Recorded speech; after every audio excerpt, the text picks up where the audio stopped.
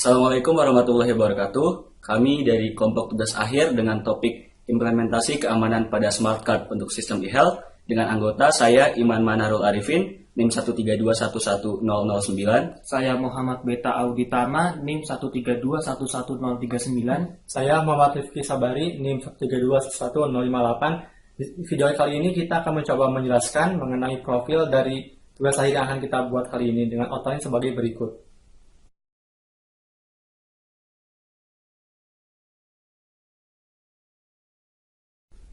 Pada bagian ini, saya akan menjelaskan tentang latar belakang masalah yang menjadi dasar dari proyek yang kami kerjakan. Dalam bidang kesehatan, data rekam medis merupakan dokumen yang penting dan rahasia yang hanya diketahui oleh pasien dan profesional medis, terutama dokter. Hal ini dikarenakan dokumen ini berisi identitas pasien dan riwayat tindakan medis yang meliputi pemeriksaan dan pengobatan. Dokumen ini digunakan oleh dokter untuk menuliskan kondisi kesehatan pasien setelah pemeriksaan dan digunakan oleh dokter lain sebagai referensi untuk memberikan tindakan medis yang tepat. Metode penulisan rekam medis di puskesmas ataupun rumah sakit di Indonesia kebanyakan masih menggunakan metode konvensional, yaitu dengan menuliskan kondisi kesehatan pada dokumen tertulis. Kelemahan yang mendasar dari metode konvensional ini adalah, jika data rekam medis ini hilang, maka tidak ada backup data yang tersedia sehingga pasien perlu membuat data rekam medis baru lagi. Selain itu, data rekam medis seorang pasien tidak dapat diakses ketika pasien tersebut melakukan pemeriksaan kesehatan pada puskesmas atau rumah sakit yang berbeda. Hal ini berkaitan dengan sistem informasi kesehatan di Indonesia yang belum memiliki standar khusus. Hal ini juga akan menyulitkan dokter dalam melakukan penentuan tindakan pengobatan yang akan dilakukan. Maka dari itu, diperlukan sistem informasi kesehatan yang sifatnya tidak lagi konvensional, terutama dalam hal pencatatan data rekam medis, tetapi yang menggunakan teknologi terkini yang biasa disebut dengan e-health. Sistem e-health ini diharapkan akan membantu operasional dari puskesmas atau rumah sakit, praktik kerja dokter, dan juga meningkatkan kualitas pelayanan kesehatan pasien. Pada proyek ini, sistem e-health yang akan dibuat akan difokuskan pada segi keamanannya. Hal ini dikarenakan pencatatan data rekam medis, baik secara konvensional maupun tidak, keduanya rawan dalam segi keamanan. Misalkan, jika data rekam medis hilang dan disalahgunakan oleh pihak yang tidak berwenang, ataupun data rekam medis digandakan dan dimanipulasi untuk kepentingan klaim asuransi dan lain-lain. Dari kemungkinan banyak kasus yang terjadi, maka sistem e-health membutuhkan sistem keamanan yang tinggi. Sistem e-health yang dirancang menggunakan teknologi terkini dapat juga menunjang keamanan data rekam medis pasien. Oleh karena itu, pemilihan teknologi pada sistem ini cukup penting karena melibatkan faktor pengguna, yaitu pasien dan dokter. Teknologi yang kami pilih pada tugas akhir ini adalah smart card. Berikut akan dijelaskan mengapa kami memilih smart card pada sistem ini. Smart card merupakan jenis teknologi berupa kartu yang dapat menyimpan data secara digital, disertai dengan fitur-fitur, terutama yang berkaitan dengan keamanan data. Kenapa dipilih smart card? Sebenarnya baik disadari maupun tidak disadari, banyak orang yang telah menggunakan smart card, yaitu dalam bentuk kartu ATM dan iktp. Dalam sistem e-health ini, smart card akan dimiliki oleh pasien dalam bentuk patient data card atau PDC. Dan dokter dalam bentuk Health Professional Card atau HPC. Tentu saja, baik pasien maupun dokter akan familiar dan tidak terlalu keberatan jika menggunakan smart card yang memiliki ukuran dan dimensi sama persis dengan iktp maupun ATM yang dimilikinya, sehingga dapat dimasukkan ke dalam dompet. Ketika sistem ini menggunakan smart card, proses pencatatan rekam medis yang dilakukan akan berbeda mekanismenya dibandingkan saat menggunakan metode konvensional. Sekarang akan dijelaskan proses pencatatan atau update data rekam medis saat pasien melakukan pemeriksaan kesehatannya. Mula-mula, PDC milik pasien dan HPC milik dokter dimasukkan ke dalam smart card reader. Kemudian, variabel counter diset menjadi 0. Variabel ini berfungsi untuk menghitung jumlah kesalahan input PIN baik oleh dokter maupun pasien.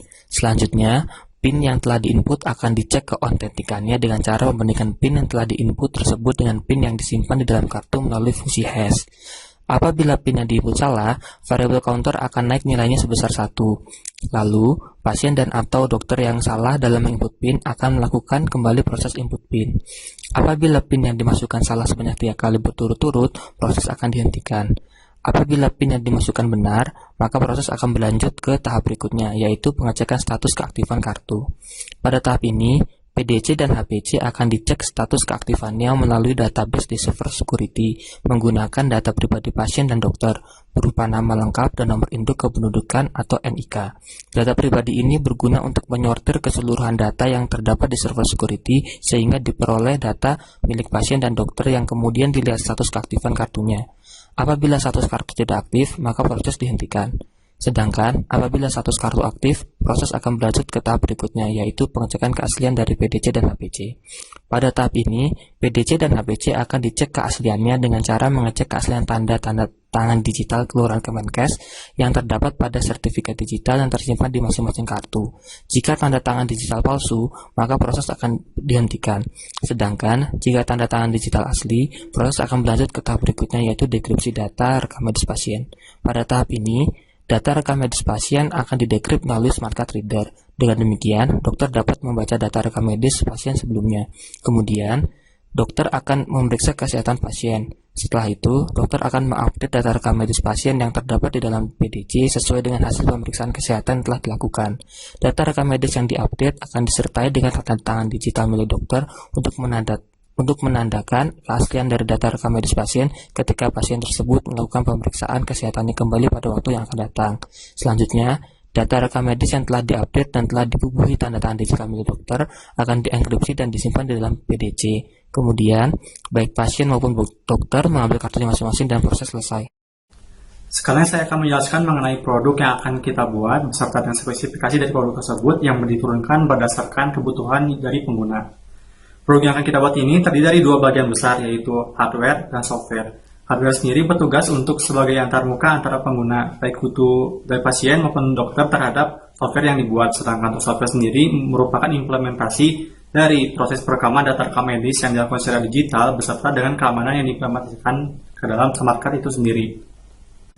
Untuk bagian hardware terdiri dari smart card yang akan digunakan sebagai PDC dan HPC, smart card reader untuk membaca data di smart card, SAM yang menjadi modul peningkat keamanan smart card yang dipasang di dalam reader, komputer sebagai antarmuka antara pengguna dengan data yang berada di smart card, serta proses-proses yang akan dilakukan, serta server yang akan berperan dalam pengamanan data di smart card.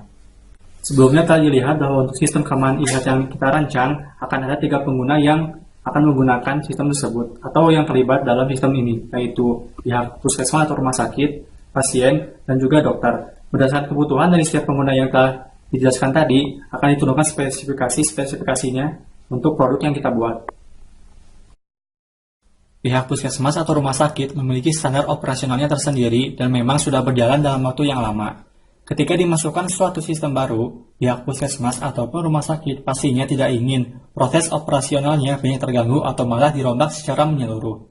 Maka dari itu, sistem keamanan e-health yang dirancang dibuat agar mengadaptasi operasional dari puskesmas atau rumah sakit sehingga tidak akan mengganggu operasional yang telah ada, dan kalaupun ada beberapa perubahan, tidak akan mengganggu secara signifikan. Selain itu, instalasi sistem ini di puskesmas ataupun rumah sakit juga dibuat sehingga tidak memerlukan usaha berlebih yang dapat mengganggu operasional puskesmas atau rumah sakit, terlebih jika ada bagian sistem yang rusak.